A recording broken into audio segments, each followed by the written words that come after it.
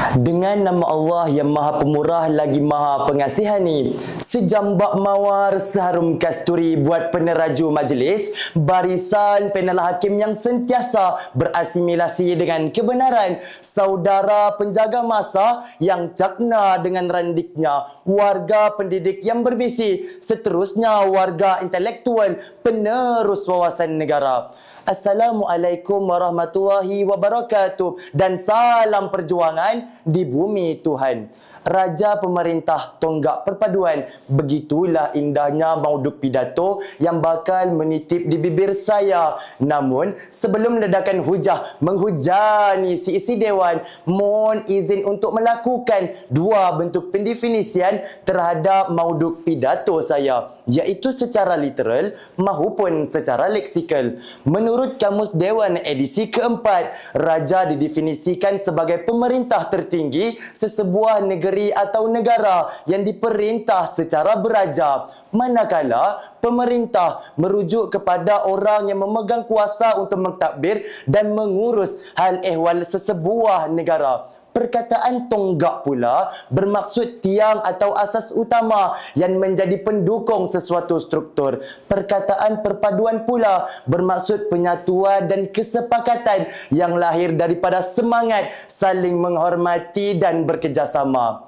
Maka apabila kita menyebut Raja Pemerintah Tonggak Perpaduan, ia bermaksud raja sebagai pemerintah tertinggi memainkan peranan utama dalam menyatu padukan rakyat pelbagai kaum di negara ini.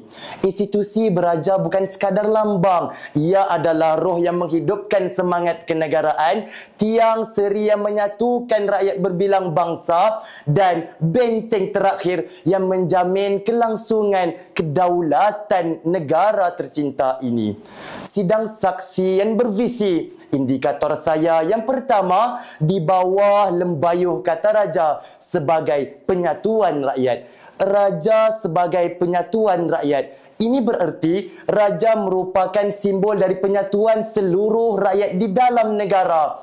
Raja memainkan peranan penting dalam menjaga keutuhan dan kestabilan negara serta memastikan perbezaan dan konflik yang mungkin timbul di antara rakyatnya. Melalui institusi raja, perpaduan dan kesatuan antara warga negara dapat dipertahankan. Betullah apa yang pernah dikatakan oleh Tunku Abdul Rahman Putra Al-Haj. Perpaduan adalah asas kepada kekuatan sesebuah negara. Tanpa perpaduan, tiada negara yang mampu berdiri teguh. Sidang hadirin yang dikasihi sekalian, raja sebagai pelindung agama Islam dan adat Melayu menjadi kata kunci saya yang kedua. Raja sebagai pewaris sejarah negara kita memiliki ikatan yang kuat dengan warisan budaya dan identiti nasional. Sebagai keturunan dari para penguasa sebelumnya, raja mewarisi darah, sejarah yang telah membentuk negara kita. Hal ini memberikan raja sebuah hubungan yang mendalam dengan akar sejarah dan budaya kita. Tidak hanya berhenti di situ. Melalui peranan raja, kita dapat memelihara dan menghormati nilai-nilai luhur yang telah diwariskan dari generasi ke generasi. Raja menjadi penjaga dan pelindung identiti nasional kita yang berharga. Ia menjalankan tugasnya dengan memelihara tradisi, adat istiadat dan budaya kita yang kaya. Dengan melakukan ini, raja memainkan peranan penting dalam memastikan kelangsungan budaya kita ke generasi yang akan datang. Sidang hadirin yang dikasihi sekalian, raja sebagai pelindung perlembagaan dan menjadi kata kunci saya yang ketiga. Raja memainkan peranan penting sebagai penjaga keadilan dalam sistem pemerintahan. Sebagai pemimpin tertinggi, raja memiliki tanggungjawab untuk memelihara hak-hak rakyat dan melindungi keadilan di negara ini. Keadilan adalah prinsip yang mendasari kehidupan berbangsa.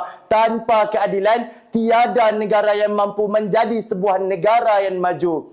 Maka tidak dapat dinafikan lagi bahawa tanpa adanya raja, maka perpaduan di negara kita akan semakin maju.